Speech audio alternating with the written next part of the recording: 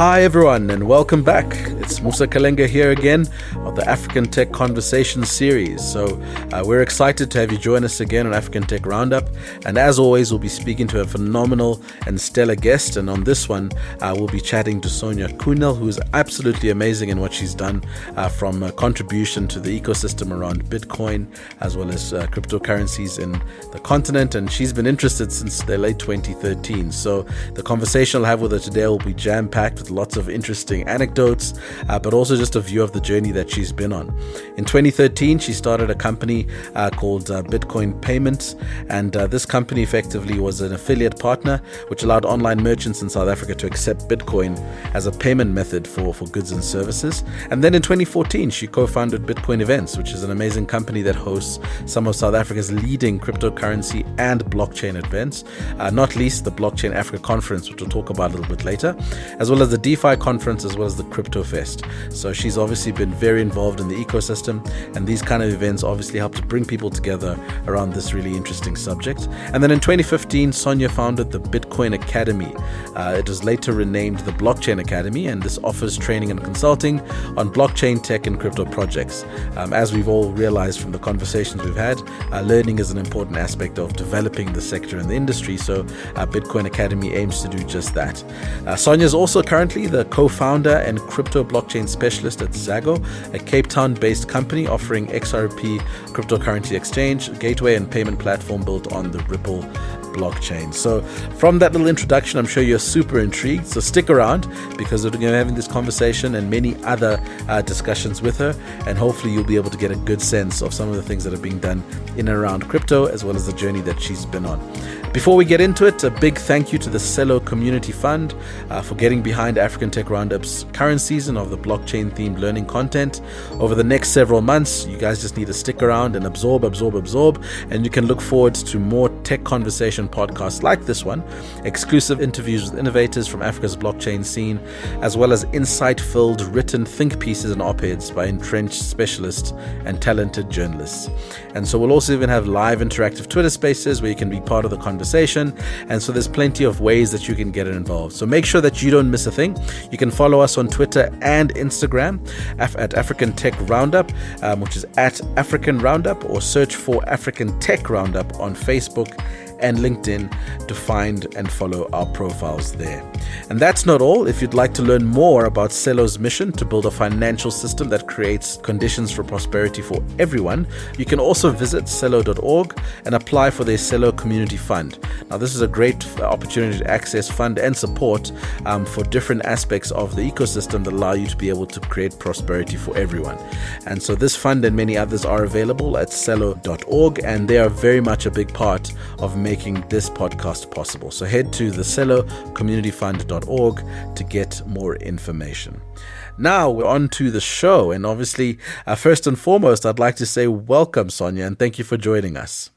Thank you very much, Musa. It's a pleasure to be here today. Thanks for having me. Excellent. And especially so, we thank you for making the time, obviously, as you recover. We appreciate that, and the community appreciates that. And I'm really hoping that the next hour is going to be energizing and invigorating for you, much the same as it always is with our community. So thank you very much for your time. First up, when I was reading through your profile, and obviously you got lots of sterling achievements, I kind of looked at the one line and I thought to myself, you started a Bitcoin payment company in 2013. My question was, who on earth was making Bitcoin payments back then? It obviously seems like it's something that's become quite mainstream now, but in 2013, who were you servicing with that Bitcoin payments company, if I may ask? Yeah, that's such a good question, Musa, because almost no one is your big answer. I spent a year, I come from a web development background. Okay. Before I discovered crypto, I was a web developer for various firms. And then I discovered Bitcoin in 2013, and I just said to my husband, I need to get out of web development. I'm just going to go and start anything. And with my web development background, I thought, let me try and help websites integrate Bitcoin as a payment method. Oh, I see. And I started in South Africa, and I literally had no clients the entire year of me going around to small coffee shops and to e-commerce sites that were selling computer hardware and software, and not one single client wanted to integrate Bitcoin as a payment system in 2013 or 14. Wow. So I had to obviously supplement my income doing web development on the side because I was making no money trying to, start this business. Yeah. And so I got quite frustrated because it was a year of really trying and really being passionate about making, saying to myself, this is going to happen in South Africa. People need to understand the benefits of accepting crypto on their website or Yes. even in a retail environment. And so, what I decided to do is go back to the drawing board because I realized South Africa was not ready for that. There was a lot of bad news around crypto in 2013 and 14. There was a lot of scams. There was one of the biggest crypto exchanges had just been hacked, Mt. Gox. There was Silk Road, which was an illicit marketplace where you could buy illicit substances, drugs, and put out hits for people on their lives. It was Sure. crazy stuff. Wow. So people just weren't ready for this. So it was too early. So I decided to rather go back to education, I start see. at the beginning and provide education. And that's when I started the blockchain or the Bitcoin Academy, as we called it in the beginning, Okay.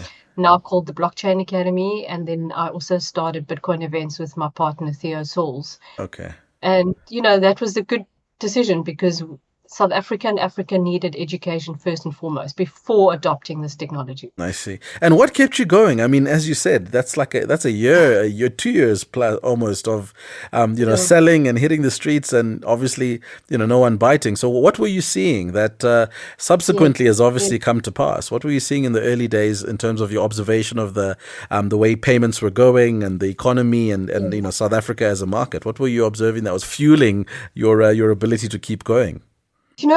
Because I come from a technical background, I used to program. I read Satoshi Nakamoto's white paper in 2013, and I was actually completely blown away by the white paper and the problem it was trying to solve with digital payments Right. and the double spend problem that it was solving using cryptography. And, there had been so much work before Satoshi Nakamoto's white paper around allowing digital payments without the double spend problem happening digitally. Right. Using cryptography, and he had actually solved this problem. So I was completely and utterly taken with the fact that this was a real invention.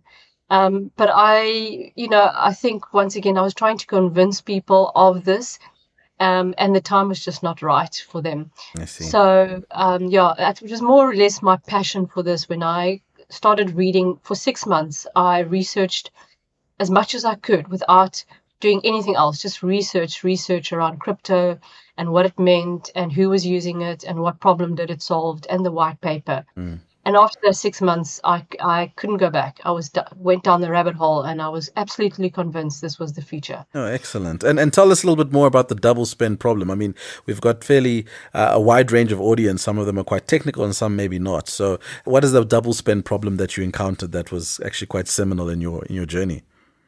Yeah, sure. So when you're sending an email to someone and you, for example, attach a PDF document to that email, you're literally sending a copy of that PDF, right? You're not actually sending, there's a copy of that original document. It's not the true version and the only version of that document.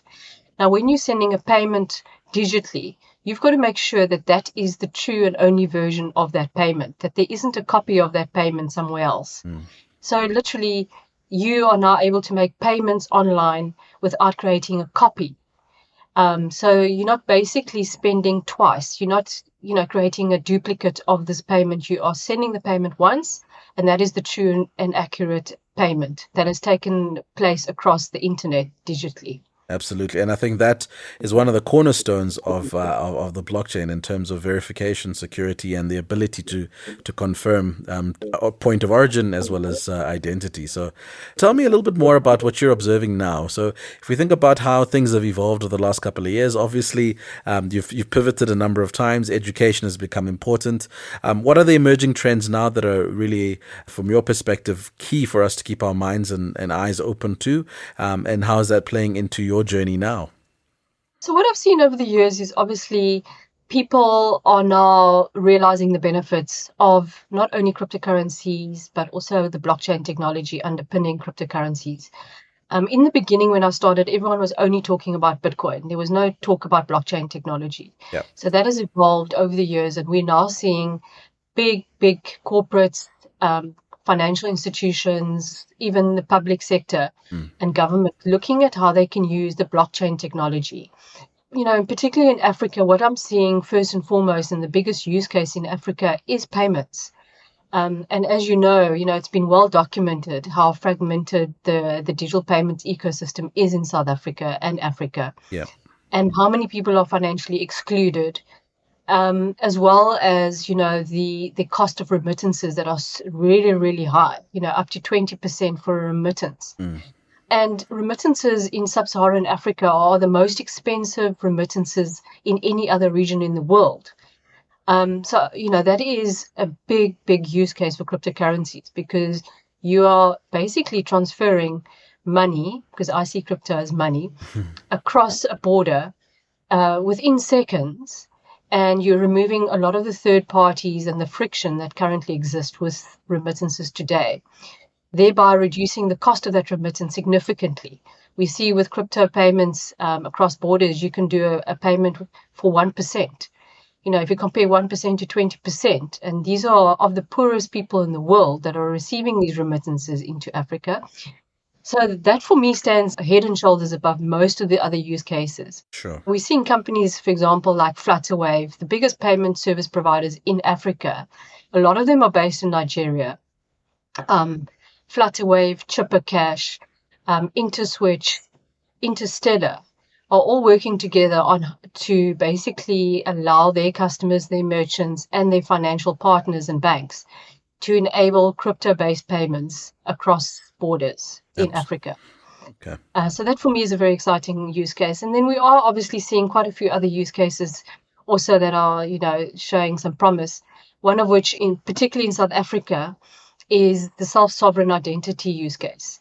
So we're seeing the big banks, and ABSA in particular, the PwC is also working with ABSA and BankServe Africa, working on a digital sovereign identity, Right. which basically means that it's a digital identity that's stored on the blockchain, which streamlines a lot of the KYC and AML processes that we have today that financial institutions all do in their siloed environments.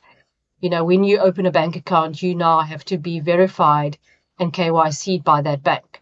So instead of every time doing it at a different institution, we're finding these self-sovereign digital identities basically a solution to that, where you, as the user, allow access to these financial institutions, to your information that you've already verified once, Right. on an app, for example. And we're seeing, a company called Input Output, which is Charles Hoskinson's company, and he's the founder of Cardano, one of the biggest blockchain technologies in the world. They are making strides with the Ethiopian government, particularly on creating these digital identity systems in a school environment. So the students can record their grades on the system, their identity on the system, from when they are in grade R all the way until they leave school. So it's a great way of tracking the progress and monitoring the school performance as well as the grades of the students. So, those two use cases are some of the biggest use cases we're seeing, particularly in Africa. Remember, obviously, the African landscape is very different to the rest of the world. So we're seeing different solutions in Africa coming to the fore with blockchain technology adoption. And then also, I think another interesting one, and we'll showcase this at our conference in March, is the using blockchain technology in the agricultural supply chain. So basically, we're seeing there's a few companies that are working on putting their livestock on the blockchain. So there's a company called, for example, Livestock Global, and they have launched a pilot in Zimbabwe and putting the cattle and recording all their cattle on the blockchain. And they've worked with MasterCard on this using the MasterCard Province blockchain technology. And that really means that these cattle can be traced from the very beginning of when they are bought at a market. Their whole life cycle is put on the blockchain, and it also proves the ownership of those cattle, which is very important in Africa because these cattle are stolen, different things happen to them, they die. The entire life cycle of those cattle are then very transparently available for anyone to see and prove the ownership of that cattle, which I think is a nice one as well. And then obviously with supply chain management, it's a huge thing, blockchain technology, of streamlining supply chain management, removing so many different inefficiencies and third parties in the process. And especially in trade finance, you're seeing quite a few companies in Africa looking at how to streamline the trade finance process using blockchain technology. Yeah. Look, I mean, those are really exciting use cases, and across, whether it's finance, whether it's identity, whether it's agriculture or supply chain, I find that, for innovation to ultimately thrive, there have to be, those that go ahead and create the use cases to develop comfort with those that are laggards. But what is your view in terms of the naysayers that ultimately have had big opinions about blockchain, how it's not going to take off in Africa, that the technology is too advanced? I'm sure you've encountered a lot of those conversations and discussions. So how do you surpass that argument? If you think about even in finance, I mean, if you're driving from 20% to 1%, that's not a compelling case for, an established financial services business, because you have to think about everything in a fundamentally new way. So how do you deal with the naysayers ultimately? Yes, Musa, I've dealt with these naysayers since 2013. I've got quite used to it. But it's quite an interesting human behavior that I've picked up that I've never been exposed to before, is the fear factor. Yes. What we're seeing is this is creating a lot of fear because, as you say, banks and, payment service providers are going to lose a piece of the pie because crypto is undercutting the transaction fee by a huge amount. So how are they going to stay relevant? Yeah. And, if they don't innovate, they might not stay relevant. Absolutely. And so I'm very patient, obviously, with these discussions because I can really understand the fear that these financial institutions in particular have with this technology, because it is going to change the way we transact, the way we do business. It is going to undercut the profit margins of many financial institutions. In fact, it's going to get rid of many types of businesses as well. So yes, I completely understand the naysayers to some extent. But what I do find is sometimes the naysayers have not completely understood this technology. And therefore, the conversation is sometimes needs a little bit more education than anything else to get them to understand the benefits of this technology. So yes, it is going to create disruption, and yes, it is a problem for a lot of these companies, but it doesn't necessarily mean that they have to be left behind. And you are seeing most of the banks in South Africa have been researching and creating blockchain proof of concepts since 2016. The Standard Banks, the Absas, the Barclays, even Capitec, they are looking at this, and they obviously don't want to be left behind.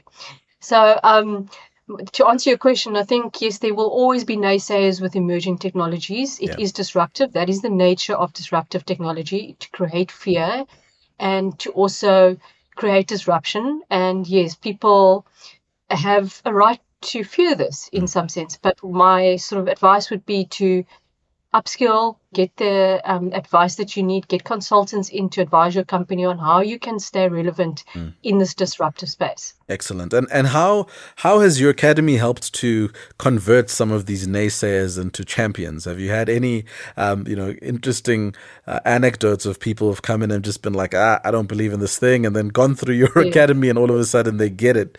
So can you talk to us about, if any of those experiences have happened? And then secondly, just touch on the curriculum. What does the academy cover? What is it that you do? Yes, we've had some interesting, obviously, lots of interesting discussions with some really, really interesting people over the years, because we've trained a lot of corporates. We've trained in 7 different countries all over the world. Wow. We have trained mostly financial institutions, but also regulators. And in particular, we trained a central bank. I'm not going to mention which one, quite a few years ago. And we did a 3-day workshop for the central bank, and the governor of the central bank was also in the training.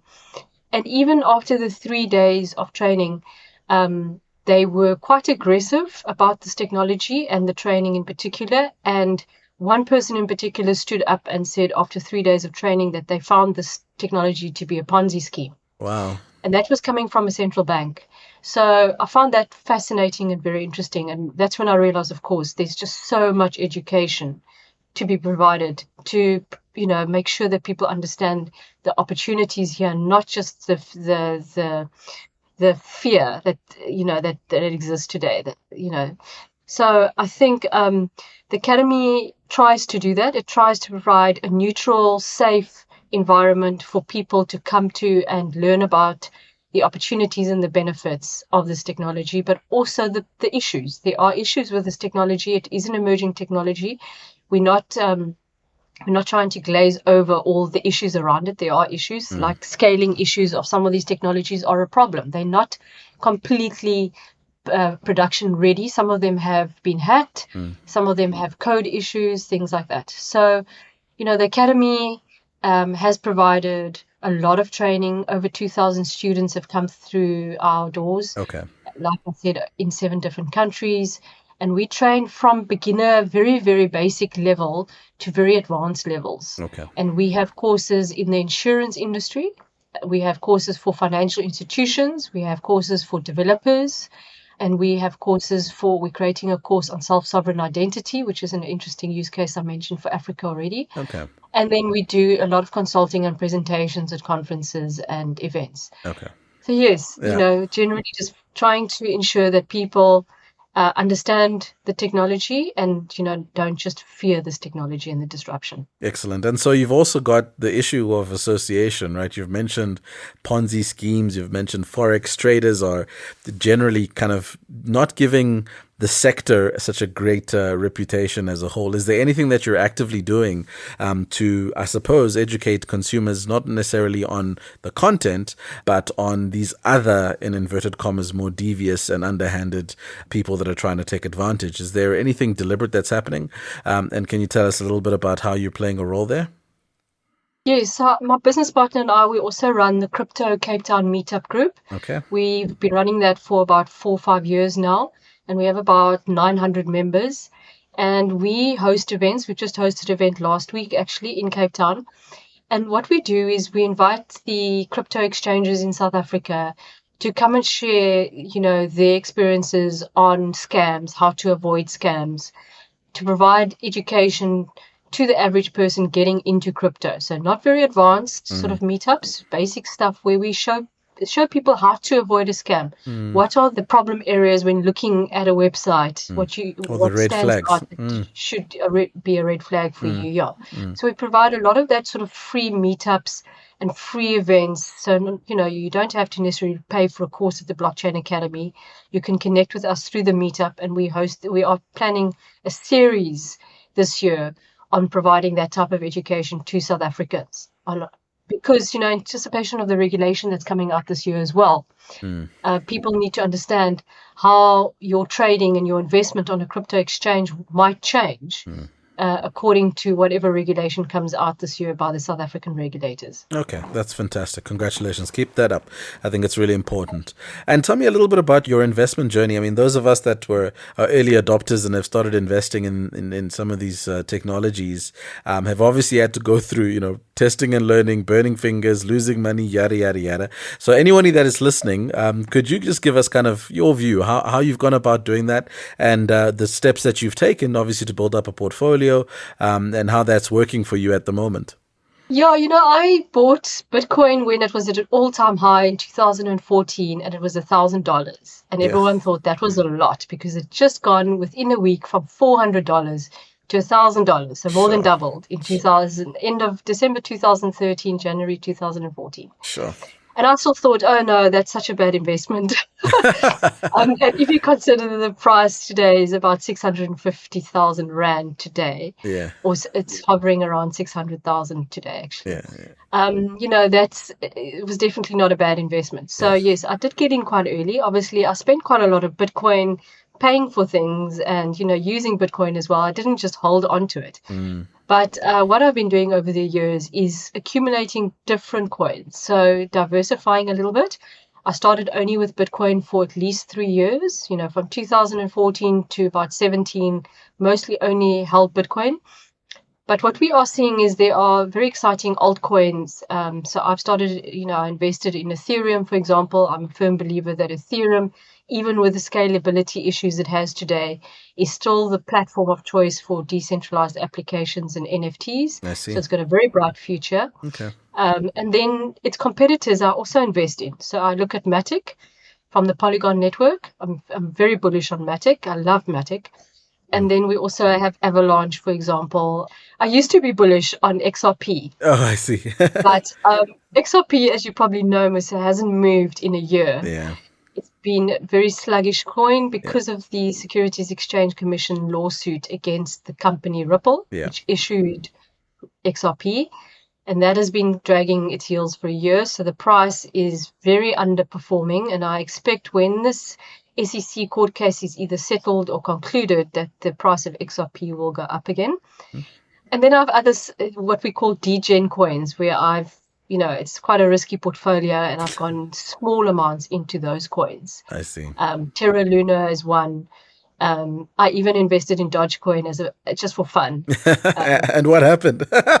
No, it hasn't grown. Actually, I invested at the wrong time, but thank goodness it was really not a lot of money. It was actually just a joke. Because Dogecoin to me is a joke. So if you're going to invest in it, do it as a joke. You got to have some fun somewhere along the line, right? Yeah, exactly. You got to have some fun with the crypto, but there is a lot of exciting projects in the space, but you've got to do your homework. Yeah. Okay. And what makes Ethereum so useful? I mean, you've mentioned that, as a coin, it's one of the ones with a bright future because in my opinion, they kind of figured out utility a lot quicker than, many other coins. But to you, what makes them a good investment? Yeah, look, Ethereum to me is a very interesting one. It's been around obviously for quite long now, since 2014. But it's a smart contract capability that it has that sets it apart from Bitcoin because, there are efforts to make Bitcoin smart contract enabled by various companies, but like Rootstock, for example. But I still feel that Ethereum is the smart contract sort of platform of choice right now. Obviously, it's got competitors and their layer 1 and layer 2 solutions to improve the scalability of Ethereum. But if you generally look at it, it's a very strong language. It uses Solidity, which is a fantastic programming language and easy to learn as well, not so complicated like some of these other smart contract platforms are. And I think, it's a robust community and network around Ethereum. There's a fantastic community around Ethereum. So, and you are seeing institutional investors now deviating a little bit from Bitcoin investments only to Ethereum as well. Yep. You'll get some of the biggest institutional investors saying they are very bullish on Ethereum as well. Yep. And then, of course, you have the naysayers. You have a lot of people who don't like Ethereum because it's expensive to do a transaction on Ethereum. Yeah. I wanted to do a $300 transaction on Ethereum, and the transaction fee was $50. That was not so long ago. Yeah. So yes, it is expensive. It should be improved. There are efforts underway by Vitalik Buterin, the founder, one of the co-founders of Ethereum, to create the scaling solutions around it. And I think once that's sorted out, Ethereum is just going to go from strength to strength. So I am very bullish on Ethereum generally. Okay, so what are the 3 things you look at before investing in a coin generally? I look at the community. For me, that's important. So, is there a strong community? Are they contributing, to the open discussions on Reddit? Is there a good use case for the coin? Dodge to me has no use case. It's just fun. And Elon Musk likes it, but that's not a utility coin to me. So Ethereum, you have many, many, many decentralized applications being built on it. You have almost all NFT are being built on Ethereum. Yeah. And then Bitcoin, of course, has a utility, even though people think it doesn't, because it's also slow and it also has become quite expensive to use for payments. But ultimately, people are using Bitcoin for payments. So there is a utility around Bitcoin. So for me, the 3 things would be, what is the community like around that coin? Who are the founders of that coin? Are they legitimate? Do you see them openly talking about their coin and how it's being used?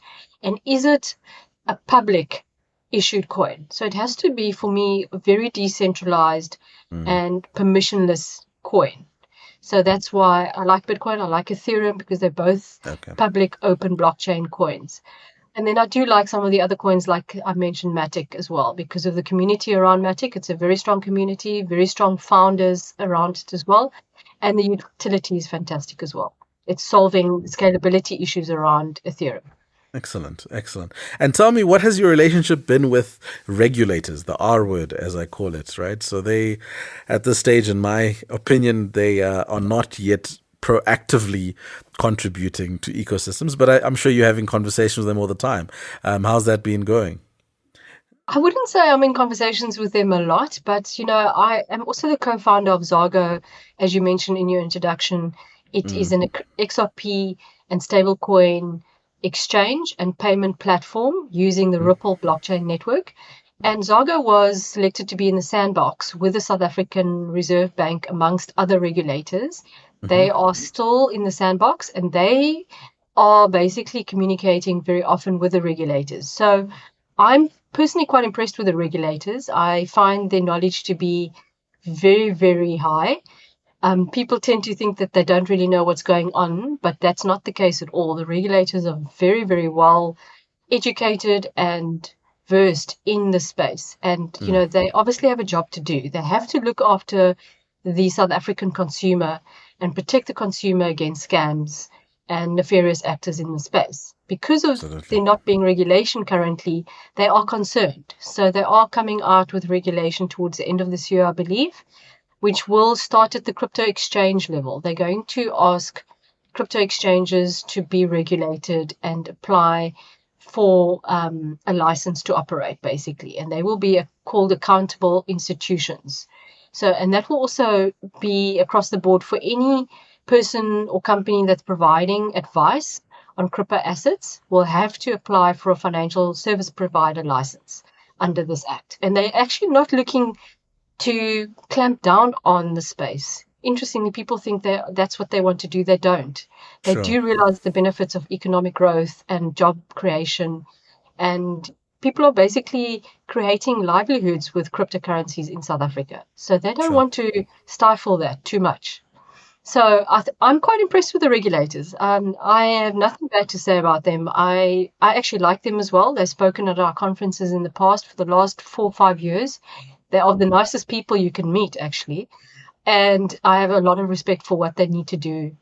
And what do you think? I mean, with the introduction of regulation, obviously there's a cost to regulate automatically, if I'm to use that as an example. So if you're going to be regulating exchanges and there's a cost to do that and there's a license implication, already you're adding a baseline cost to transacting, which kind of is counterintuitive to being purist about what the problem that you're solving is.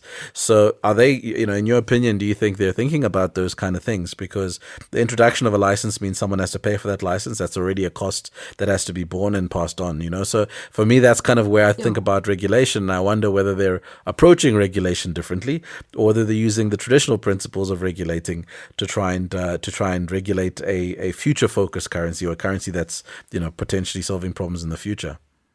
Musa, I think at the end of the day, there are bad actors in the space. I've been around quite a long time now, for 5 or 6 years in the space in South Africa, and there are plenty of bad actors. Yeah. So if you look at the bigger picture, I think regulation is very, very important to protect people. I know several people who have lost their pensions and life savings.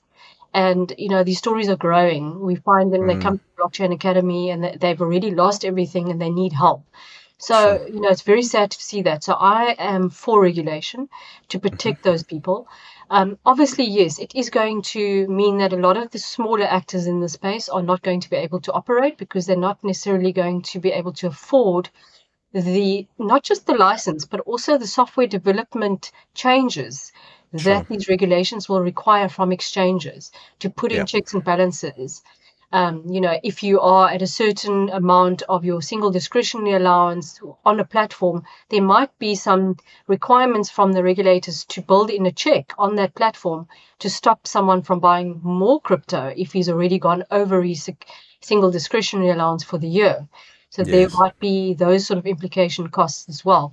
But I think the general positiveness still overrides the negative sort of cost association and closing down of the smaller actors in the space. Excellent.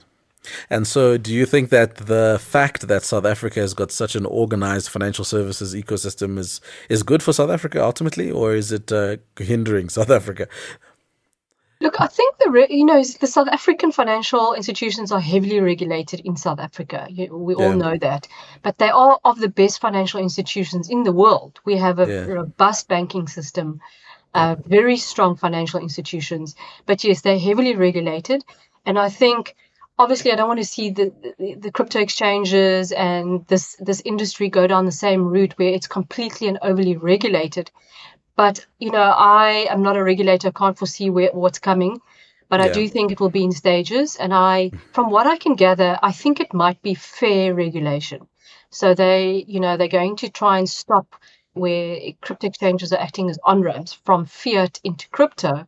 That is where the problems lie, where people deposit money into a crypto exchange and then buy crypto and then send it out of the country, for example, and, with exchange control laws, maybe defy the amount that they're allowed to send out of the country and capitalize it out of the country.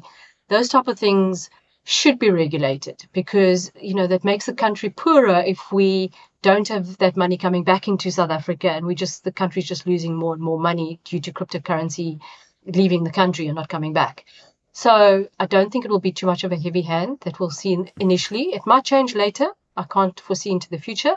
But I Yeah. think at what I'm hearing from the regulators, it sounds like it could be fair regulation coming. Okay. And if we look across Africa, who are the winners, who are the losers? I mean, you've mentioned Nigeria already. Where does South Africa stack up?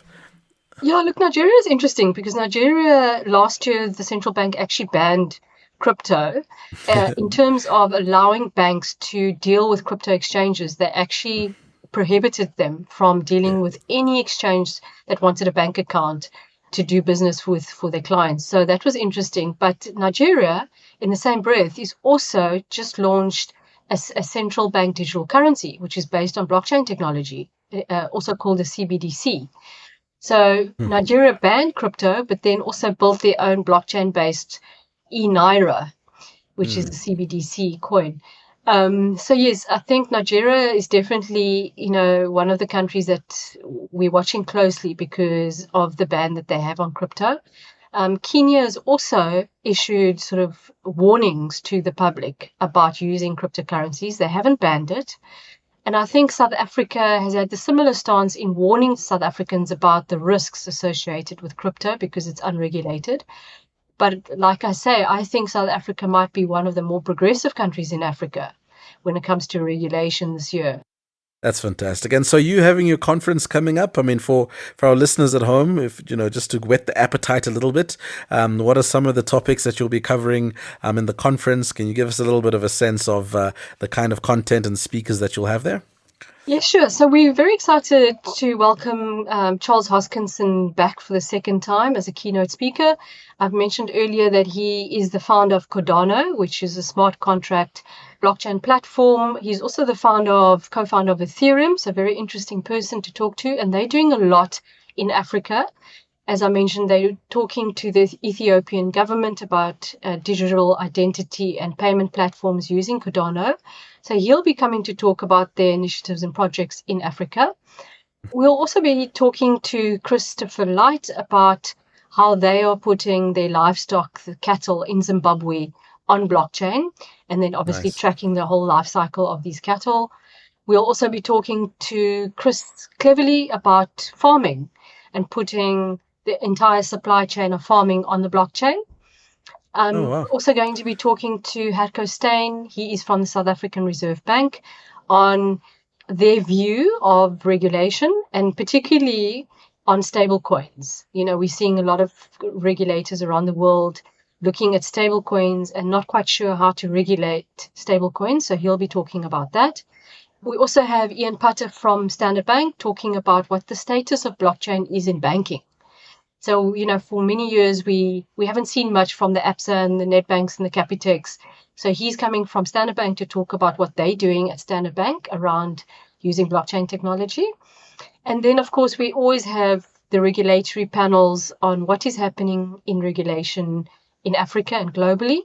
and then as well as the central bank digital currency compensation. So how are central banks all over the world investigating and coming up with pilots around central bank digital currencies? And then a very interesting topic, I think, which is different to our previous years, is how is blockchain in gaming taking form in Africa? So we have quite a few speakers talking from Nigeria and Kenya, not so much in South Africa, about how they've created a play-to-earn platform where people in Africa can actually earn an income playing blockchain-based games and earning NFTs as rewards. So I think that's going to be a very fascinating talk as well. Another one pertaining to Africa is the cross-border payments, of course. Very important discussion. We've got a panel on that. So several very interesting conversations around, particularly on the use cases of how to use blockchain in Africa. And then we have some global topics, for example, smart contract blockchains. So we've got someone from Tron coming to talk and from Binance Smart Chain coming to talk about how their platforms compare to, for example, to Ethereum or to Polygon in terms of smart contract capability. Oh, excellent. So that's a jam-packed program. So 17th to 18th March, those of you that are interested can go to blockchainafrica.co and you can obviously register and get a bunch more information and be immersed in the world of blockchain and all its challenges. Sonya, I've got one last question for you, and effectively that's a throw forward. So what do you see as some really interesting trends that are going to be emerging in the next 3 to 5 years? Over and above the ones that we've spoken about, I know you've spoken quite a bit about the sectors that you think have got great use cases. But what are the other ones that effectively you think could create opportunities for Africa? Yes, what I haven't mentioned is NFTs. So I think non-fungible tokens is a very, very, very exciting space to be in. We're seeing quite a few artists in South Africa, but also in Africa, putting their artwork as NFTs and selling it, and actually selling it to an audience that they would not necessarily have exposure to with traditional art. So I'm very excited about that because, obviously these content creators and even musicians in South Africa and Africa are not getting rewarded for their content as much as they should be. And there's always a third party that's taking a big cut out of what they should be getting, in my opinion. So I'm very excited about NFTs and what that poses. There is a lot of hype around it. There is a lot of people making exorbitant amount of money flipping NFTs, buying them and selling them for double or triple the price. But I think that's going to die down and we'll see more constant and sort of safe use cases around NFTs. And then, of course, decentralized finance. I think that's a very interesting use case. We're seeing a lot of people staking their crypto, earning a yield on their crypto. So I think that decentralized finance, it sort of died down a little bit. It was very much in a hype last year and the year before, and I think that's also settling down quite nicely now. So I think NFTs and DeFi is a very exciting space, and I'm watching it very closely myself. Excellent. Thank you for that. Well, that's been a fantastic conversation. Before we wrap this up, you guys can all learn a lot more about Sonya and her work if you can follow her on Twitter. Her handle is at Sonya Kuhnel. That's SONYA capital KUHNEL at Sonya Kuhnel. And you can obviously interact with her and engage on Twitter. And from there, you can probably get a lot more information. I'd also like to encourage all of you who are tuning in regularly and you'd like to support our work a little bit more. You can join the Patreon community and you can sign up today and help us grow this platform that is African Tech Roundup. And obviously, we'd like to remain single-minded about how we focus on bringing guests like Sonya and others to be able to serve you with tech innovation around the ecosystem, as well as independent insights that hopefully help you to learn and grow. So thank you very much, Sonya, for your time. I've really appreciated this conversation. I wish you all the best for the conference. And as you continue to learn, grow, and invest in the ecosystem, I hope that you have every success. Thank you, Musa. It was an absolute pleasure to be on your podcast. Thanks very much for your time. My absolute pleasure. All right, so all of you at home, the links for the show are in the show notes, and I would like to thank you for listening. I'd like to thank you for supporting us, and you can click on the Patreon tab on the main menu on africantechroundup.com. And obviously, a big shout out to all our villagers who have already started to support our work in this way. We really appreciate it, and we'll continue to do the right thing to be able to bring you actionable insights and content that you can use. So for now, that's about it. Until next time, from me, Musa Kalenga, take it easy. easy, Africa, and see you soon.